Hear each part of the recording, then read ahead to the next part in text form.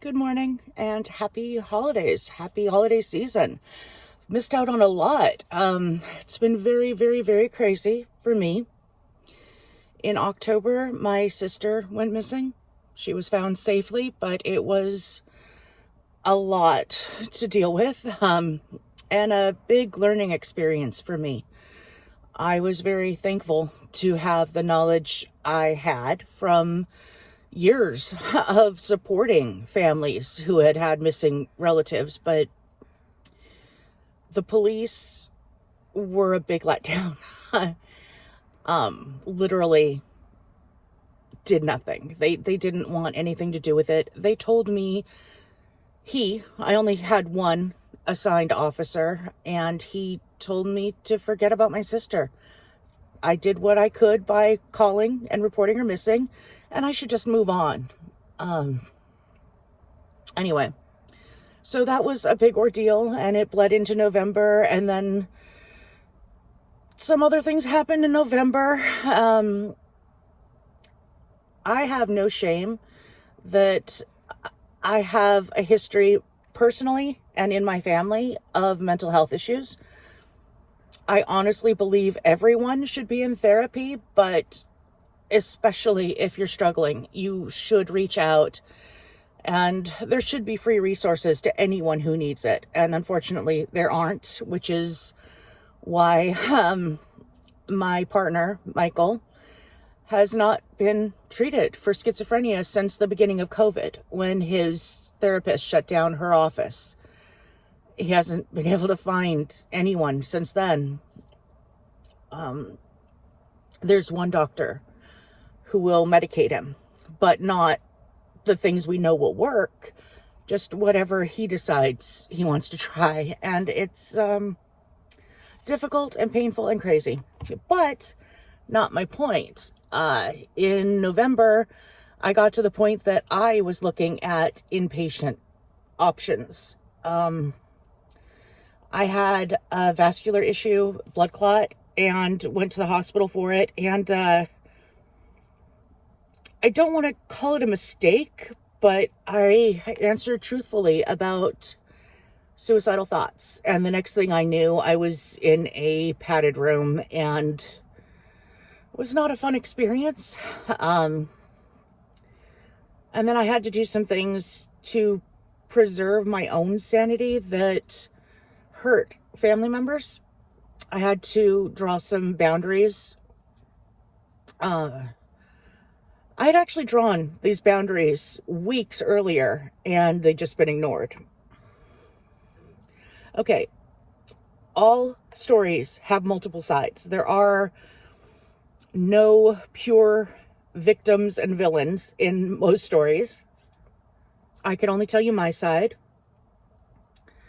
A couple years ago, I was living with Michael and our two cats. And then my sister lost her home. She was living in a car. So I took in her daughter and two of her cats. And then the next winter, it was snowing, and I offered to take her two chihuahuas just while it was snowing, just because that it was way too cold for chihuahuas to be sleeping in a car. That was a few years ago, and now these dogs, I can't believe it, but I am in love with little dogs. It's bizarre. I've always preferred big dogs. I grew up with big dogs. Never thought I'd fall in love with a little dog, but I love them both. So there were 9 of us living in a 1-bedroom apartment, and we were already talking about whether we could afford to move to a 2-bedroom or not. And I can't find anything under $2,000, and I can't afford more than $2,000. And it's just been really difficult. And then my sister moved in. She had been missing. She contacted us by phone. That was a big drama. I might put up the video about it here. I don't know. She had not shown up in person, though, for weeks. And then she called. Well, she texted. She said she didn't feel safe with the people she was around. So I borrowed money to rent a car reliable enough to get to her, picked her up, brought her home, and that was it. She just was living with us, and I was never asked about it. Mac adores her mom, and of course I love my sister. I want to see her get on her feet, but it just wasn't working. She comes with a large dog, and 11 souls is too many for a 1-bedroom apartment. My OCD was triggered for the first time in years. So yeah, it was basically, my OCD was off the charts. I couldn't breathe. I was sobbing every day. It was not a good time for my mental health. After the first week, I told everyone that, and I got talked into a trial week where she would abide by a certain schedule and kind of be out of the way. And I was fine with that because I wanted her to have a roof over her head at night. I didn't want her out freezing. We agreed on a trial week where she would be there only at night. She would sleep there, and then in the morning she would head out and do her own thing. And it just didn't happen. It was a full week, and it didn't happen at all. And I had it wasn't really a suicide attempt so much as like a sleep my way through this kind of thing.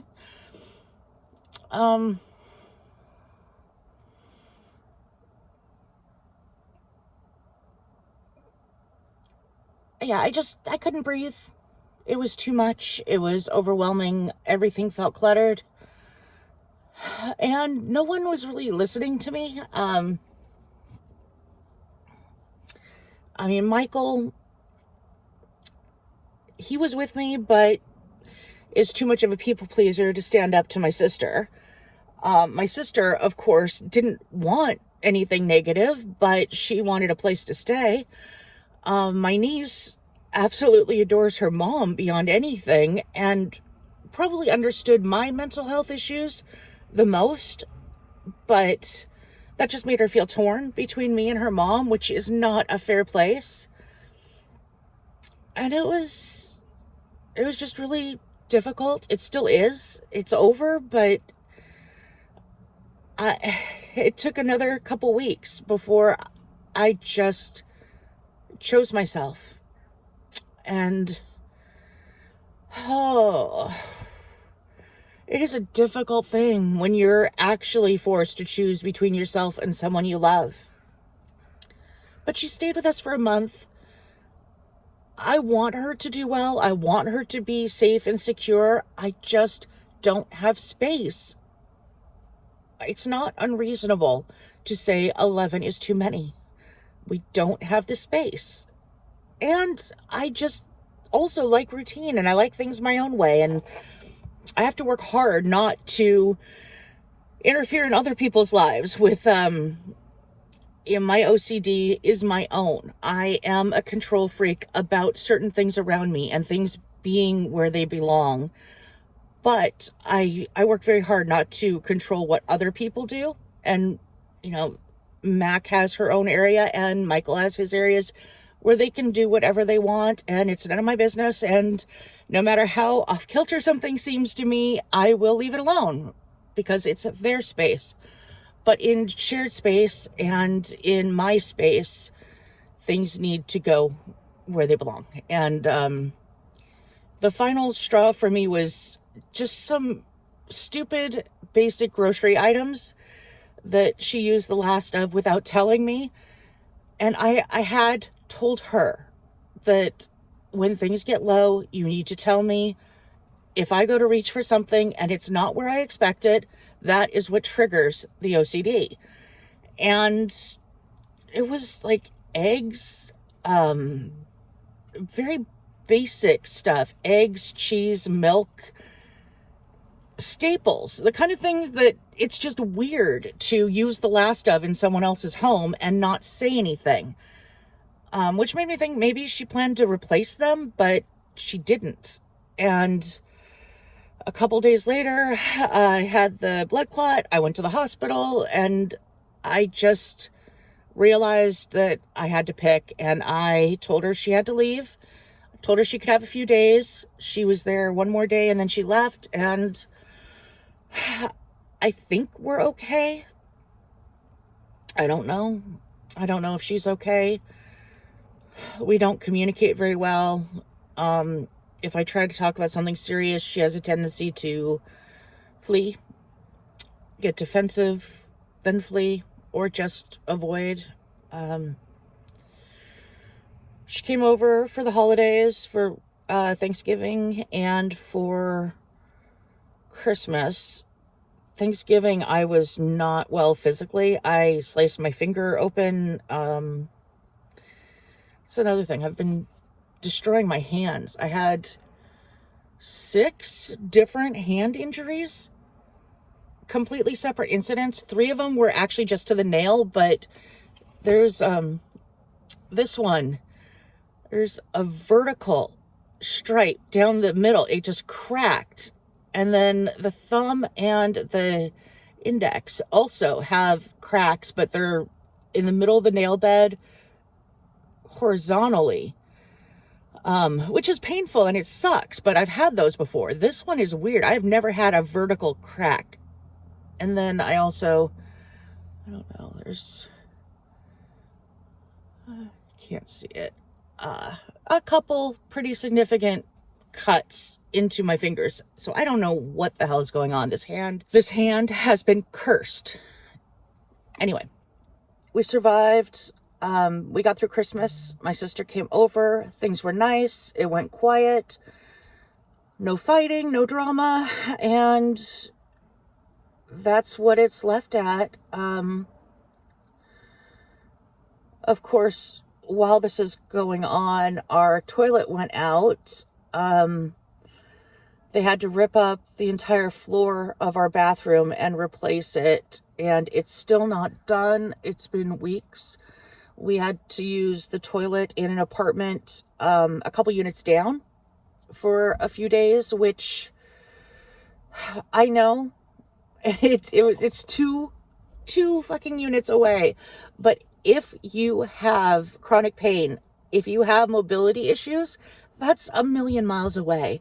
There were nights that I was just in tears trying to go pee, trying to just get there, or laying there. I slept for hours one night on an empty floor just because I couldn't walk home after using the bathroom. I also take a lot of baths. I soak a lot. My right hip really doesn't function well unless it's soaking it can be broken up to like an hour at a time, but it needs to soak for at least 2 hours a day. 3 is much better. And then it's fairly functional and will, straighten and bend when I want it to. If I don't soak it, I have much less control over whether it bends or not. So I didn't have the ability to soak.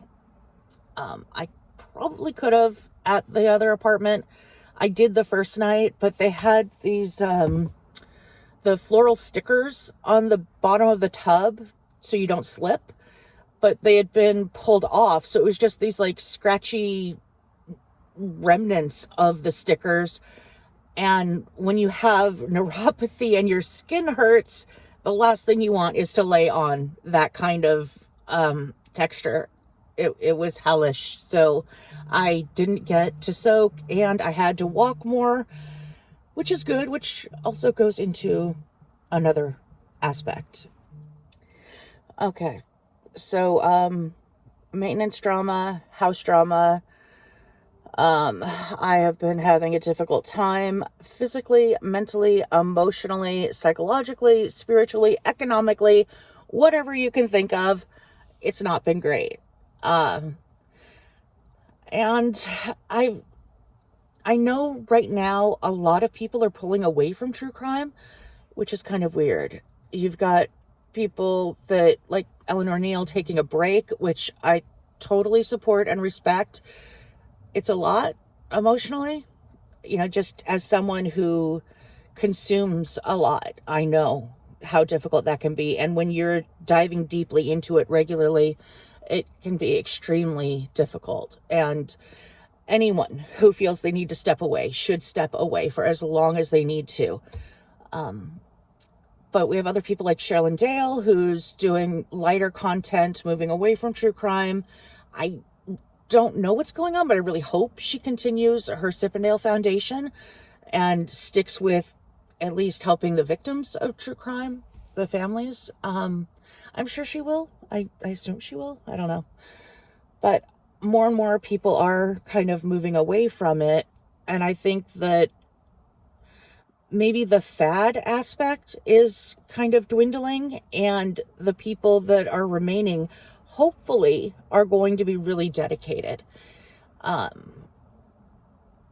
that Sherilyn or Eleanor aren't. I know they are. I mean, Sherilyn, I consider to be just a walking heartbeat. And Eleanor is, almost, she's young, but she's kind of an OG of the true crime YouTube world. But I think we could do with fewer content creators in the true crime world. Unfortunately, because I watch the people I respect, I'm seeing people I like move away. I would like people I don't watch to move away from it. I would really like to see some of the less respectful people step out. But that's everybody. Do what you want. Be happy. I'm not stepping out of true crime. I think I still want to talk about true crime, and it will still be pretty prominent. But I have other interests, and to be honest, I haven't gotten quite the response I'd hoped for in trying to form a community to discuss ethics and advocacy and important issues related to true crime. It hasn't happened. I really don't hear from people very often. And when I do, it's rarely positive. There's one person who, for some reason, thinks that I'm a Scott Peterson supporter, and I'm not sure where that idea came from, but I guess it's out there. I do nails as a hobby, not professionally. I have no training. I know nothing about them. I have never had my nails done in a salon. I am nothing. But it's a hobby. It's something I started doing. I just needed some kind of creative outlet, and I came across an ad for some magnetic polishes, which I thought looked cool. And then I was just flying down a rabbit hole of the nail art world, and everything I have, it's all self-taught. But I would like to share more of that, share what I've learned in my little journey. And I also am starting a serious weight loss journey. Yay! I've been struggling with my weight since I was about 8 years old. And the fact is, I'm not getting any younger. And you rarely see obese people in retirement homes. If I'm going to live as long as I want, I need to get control of this. And I don't expect it to be easy. And I think that putting myself online while doing it might be humiliating, but it's also going to keep me accountable, and I'm going to at least try it. I'm not a huge New Year's resolution kind of person, but it seems like as good a time as any to start. And it's a clear marker, so I can look back a year from now and see how I did. So January 1st and 2nd, I'm just going to fast. There is a weight loss app that I liked that I've used before, but I was unable to figure out how to clear my previous data, and I want to start over, and it wouldn't let me start over. If I can figure out how to start over, I will be back to using their app. Yes, the MyFitnessPal calorie counter. I liked that when I used it before. So if I can reset it, I will be back using that. I'm going to focus on movement, on trying to regularly use my local pool because of very real issues with my discs and blood clots and all of this shit. I am limited in movement. I can't lift or walk or stand or bend. I gained a lot of weight when this started, and it's really difficult to lose when you know, can't exercise. And it really is far more exercise than diet for me. I'm going to work on lowering carbs, increasing proteins, more veggies, drink more water, basic stuff like that. But the main thing that's going to either allow me to succeed or fail will be whether I can stick to an exercise regimen. And for me, that's going to have to be swimming. It is the only thing I can do that doesn't increase my pain and that I can do without kind of earning pain for the week. There are some things, there are some stretches I can do that feel good at the time, but then I'm sore for days afterwards. And then there are things that hurt immediately as I'm trying to do it. And I just can't try to push through that. I need to do things that don't hurt if I'm going to stick to it long term.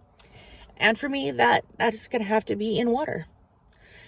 So that's the plan right now. I'm changing this from CD True Crime to just CD stuff, to thoughts, to just a random channel. And feedback is welcome. Kindness is appreciated. Critique is also welcome if intended to help improve or advise, but not, I don't want to deal with cruelty. And if you're just a cruel person, you're probably going to ignore me, but I'm asking you to please just go elsewhere. I'm not looking to make your life any more difficult. You don't need to make mine more difficult. I know I'm fat. That's why I'm working on it. That's why I'm talking about it, because I want to fix it.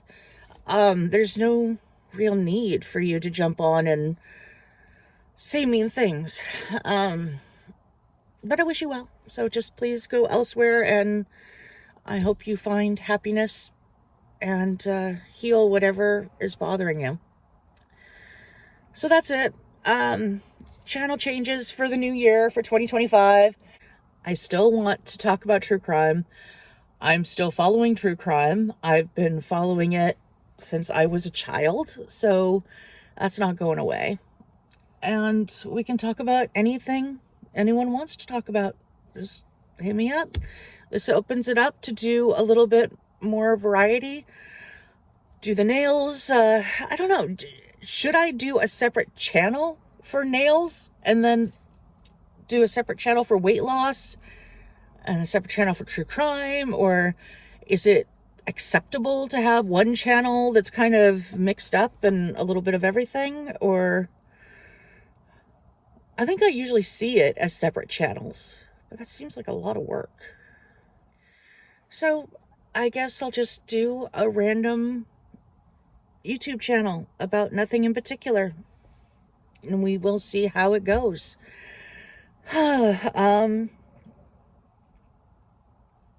Stay safe, listen to your instincts, and I will see you in 2025, I hope.